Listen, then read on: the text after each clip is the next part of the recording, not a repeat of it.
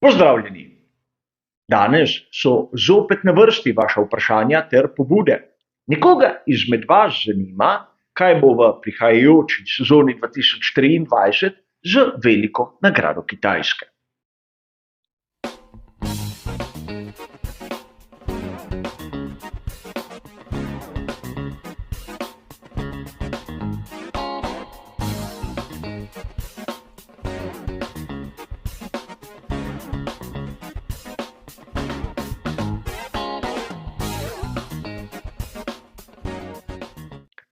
Verjetno je marsikdo izmed vas zasledil, da v prihodnji sezoni morda ne bomo videli velike nagrade Kitajske.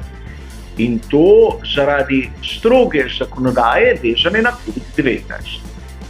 Menim, da vsi mi se še dobro spomnimo, kaj je bilo v Formuli 1 zaradi COVID-19.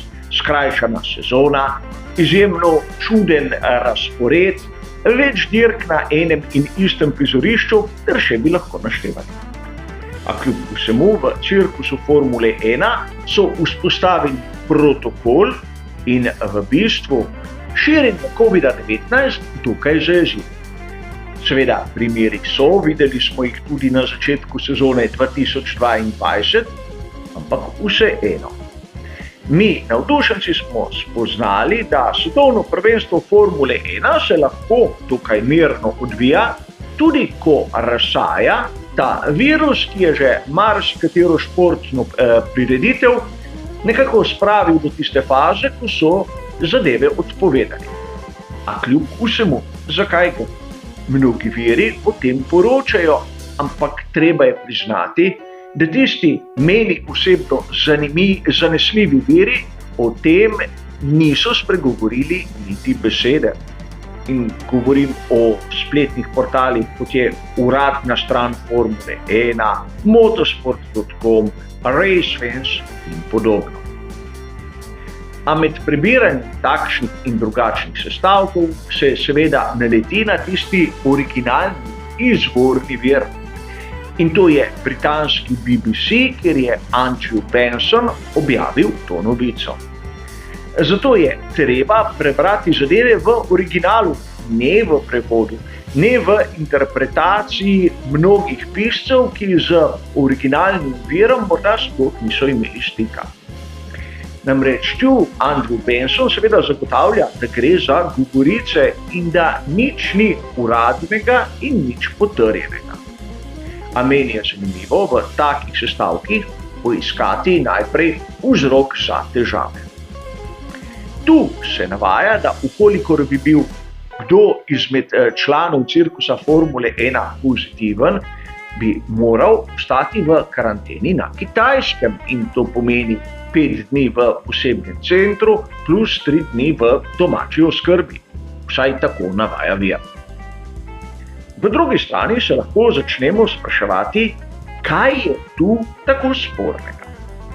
Namreč pravila, kako se COVID-19 streže na Kitajskem, so jasna. In ko so pri Formuli 1 vključili veliko nagrado Kitajske na začasni koledar za prihajajočo sezono 2023, jim je bilo to znano. Seveda, zaradi COVID-19 v zadnjih nekaj sezonah velike nagrade Kitajske ni bilo. Ukolikor pogledamo začasni koledar za sezono 2022, bomo videli, naprimer v tem primeru, da velika nagrada v Sočiju je še prisotna, ampak velike nagrade Kitajske je ni.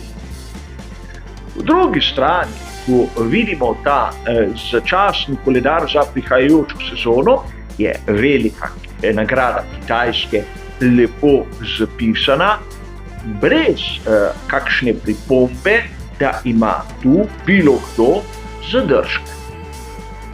In sedaj me zanima, odkot Andrew Bensonu seveda informacijo o tem, da velika nagrada Kitajske je neuradno tik pred tem, da jo bojo skoraj zagotovo odpovedali. Namreč samo osebno imam občutek, da smo se zopet vrnili Seveda v tisto fazo, ko smo pred nekaj meseci poslušali zgodbe, kako velike nagrade Belgije ne bo v naslednji sezoni na koledarju, kajti vstopa velika nagrada Južne Afrike in dobesedno potrebno je narediti prostor. Vemo, kako so se zadeve odvile, zato tudi razumem razne vere, da o tem sploh niso poročali. Govorim na primer o spletnem portalu motorsport.com, seveda o uradni strani Formule 1 in podobno. Gre za govorice, kjer ni nobene uradne verzije.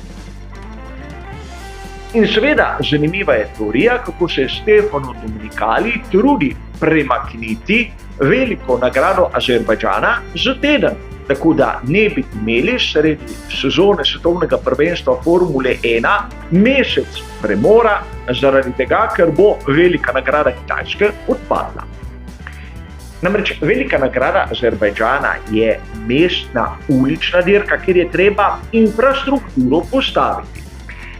Ni tako kot na primer na neki fiksni progi, ker pravzaprav, ukolikor ni drugih prireditev teden prej ali teden pozneje, ne predstavlja ne vem kako velike ovire.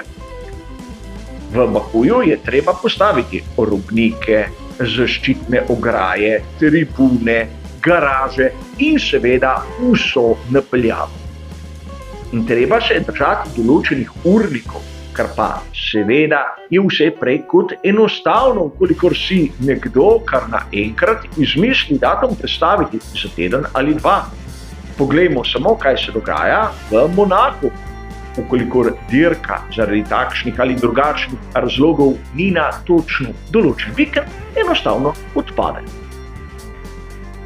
In sedaj se moramo vrniti na začetek. Videli smo, da v resnici gre za govorice, čeprav je nekdo zapisal, da skoraj zagotovo bo dirka odpadla. Ali bo, ali ne bo, sam ne vem.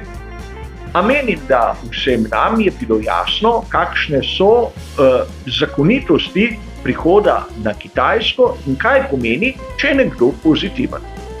V cirkusu Formule 1 seveda so izoblikovali protokole, s katerimi hočejo nekako omejiti okužbe z COVID-19.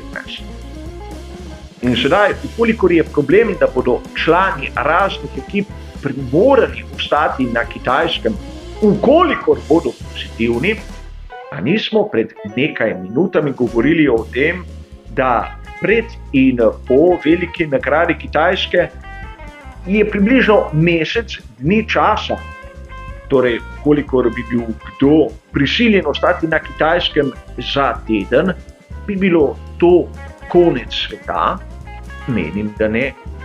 Po drugi strani, kako si pa nekateri domišljajo, da bodo določeni člani ekip, ki bi bili pozitivni, kar tako prepotovali pol sveta.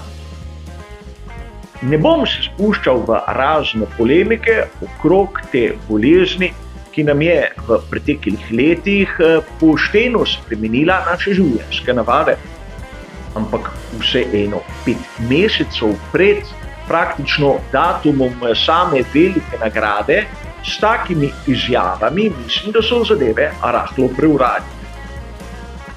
Ukolikor bi pri Formuli 1 želeli kakšne posebne režime glede prihoda seveda dirke na Kitajsko, bi to zahtevali še preden bi jo umestili na začasni koledar. Vsaj tako se dela. Zato sam menim, da tu gre za govorice, ki so jih določeni viri rahlo napihnili. In menim, da velika nagrada Kitajske bo tako ali drugače in mislim, da vsi mi se zavedamo, kako malo okužb z COVID-19 je bilo v sezoni 2022 v svetu Formule 1. Praktično vse so bile na samem začetku, ko sta zbolela Daniel Ricciardo, v bistvu na zimskih testiranjih, in Sebastian Vettel, ki je izpustil prvi 2 dirki. Na to nič. In ukolikor bodo še bolj pazljivi pri ekipah, ne vidim razloga, zakaj velike nagrade Kitajske ne bi bilo. Vsaj po tistem, kar je bilo mogoče prebrati v originalnih virih in seveda o dostopnih informacijah. Upam, da sem dal malce bolj jasno pojasnilo tistega, kar menim, da piše v Pravih novicah. A za danes, za ta kratek odgovor, je seveda to vse. Hvala za vašo pozornost in seveda nasvidenje.